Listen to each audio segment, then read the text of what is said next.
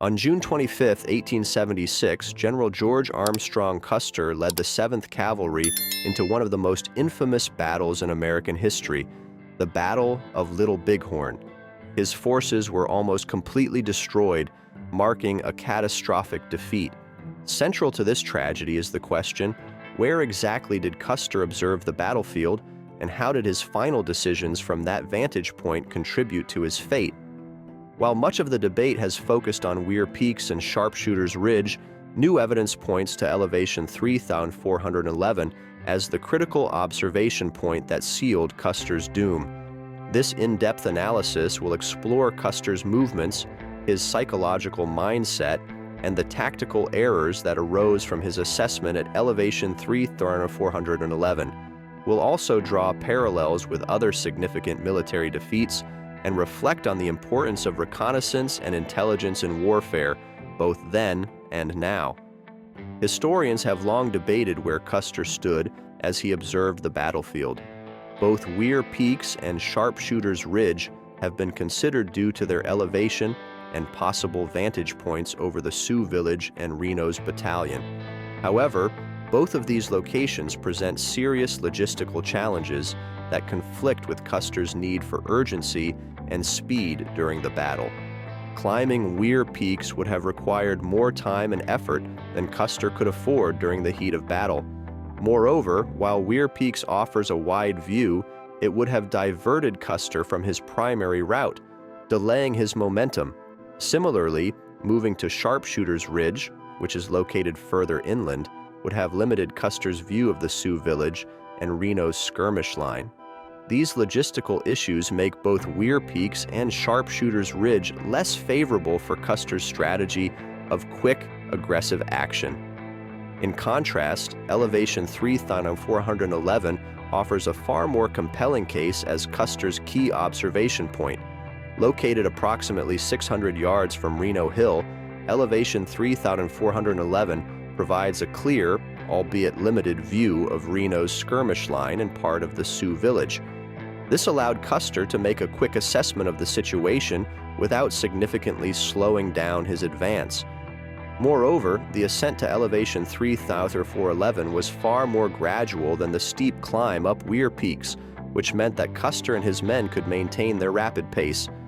In military tactics, maintaining the tempo of movement is often critical, and the easier access to elevation 3,411 fits well with Custer's reliance on speed. In summary, while Weir Peaks and Sharpshooter's Ridge offered better overall views, elevation 3,411 was the best compromise between maintaining speed and gaining a vantage point, which was in line with Custer's aggressive approach to warfare. Now, let's walk through the timeline of critical events that led to General Custer's defeat at Little Bighorn. Each moment played a pivotal role in the unraveling of one of the most infamous military disasters in American history. At 1:19 p.m., Custer made a crucial and ultimately fatal decision to separate from Major Reno's battalion. He veered to the right with the belief that speed and surprise would allow him to outflank the Sioux and strike the village from a different angle, avoiding a direct confrontation. This was the moment when Custer committed himself to a path of rapid, aggressive action. Shortly after, between 1:20 and 1:26 p.m., Custer ordered a brief halt at North Fork to water his horses. This quick stop, lasting about 5 to 7 minutes, gave his men and their mounts just enough time to catch their breath before the pace accelerated once more. By 1:26 p.m., Custer resumed the march, with his men moving at a fast pace, at times trotting or even galloping up the bluffs. The steep terrain was no obstacle to Custer's sense of urgency. His intention was clear: to maintain momentum and keep his forces moving swiftly towards what he believed would be an easy victory. At 1:35 p.m., Custer reached elevation 3,411, an elevated position that allowed him to survey the battlefield below. From this vantage point, he could see part of the Sioux village and Reno's skirmish line, but much of the enemy's force remained hidden by the ridges and trees. Critically, Custer only saw women, children, and dogs in the village. This deceptive view gave him a false sense of security, leading him to believe the warriors were unprepared for battle. Moving ahead to 1:53 p.m., Lieutenant Carlo de Rudio, positioned with Reno's forces, caught a glimpse of Custer on a bluff, likely elevation 3,411, alongside Lieutenant Cook and another man, probably his brother Tom Custer. This was one of the last confirmed sightings of Custer before he descended into Cedar Coulee, unknowingly heading toward disaster. At 2 p.m., Custer made another pivotal decision. He dispatched Private Giovanni Martini with a message to Captain Benteen, urging him to bring up the pack train as quickly as possible. Custer was still confident that a swift strike could overwhelm the Sioux forces. He believed time was of the essence, and this would be his best chance for victory, so he pressed on without waiting for reinforcements. By 2:19 p.m., Martini encountered Boston Custer, one of Custer's younger brothers, who had been separated earlier. After a brief exchange, Martini continued his mission to find Benteen, but every minute that passed was crucial, as Custer's battalion was moving deeper into danger. Finally, at 3:07 p.m., the sound of volley fire echoed across the battlefield, likely coming from Custer's battalion. They had been overwhelmed, caught in a deadly trap set by the Sioux and Cheyenne warriors who had encircled them in Cedar Coulee. From their position on Reno Hill, Reno's men could hear the distant gunfire, but by then it was too late to intervene. This timeline of events highlights how quickly things spiraled out of control for Custer. His decisions, made under the pressure of time and with incomplete information, led him and his men into the jaws of defeat. Eyewitness accounts are critical to piecing together Custer's final movements, and none are more important than those of Lieutenant Carlo de Rudio and Private Giovanni Martini. Lieutenant de Rudio, stationed with Reno's forces, reported seeing Custer at 1:53 p.m., standing on a bluff that fits the description of elevation 3,411. Custer was accompanied by Lieutenant Cook and likely Tom Custer. This sighting occurred about 1,000 yards away, leading some to question the accuracy of de Rudio's testimony, but the terrain described matches this location precisely. Private Giovanni Martini provided equally crucial testimony. He had been riding close to Custer as they approached elevation 3,411. At 2 p.m., Martini was sent with a message to Captain Benteen, urging him to bring up reinforcements and the pack train. Martini's account further supports elevation 3,411 as Custer's observation point, as he noted that Custer saw no warriors, only non-combatants in the village. This observation reinforced Custer's mistaken belief that a quick strike could overpower the Sioux.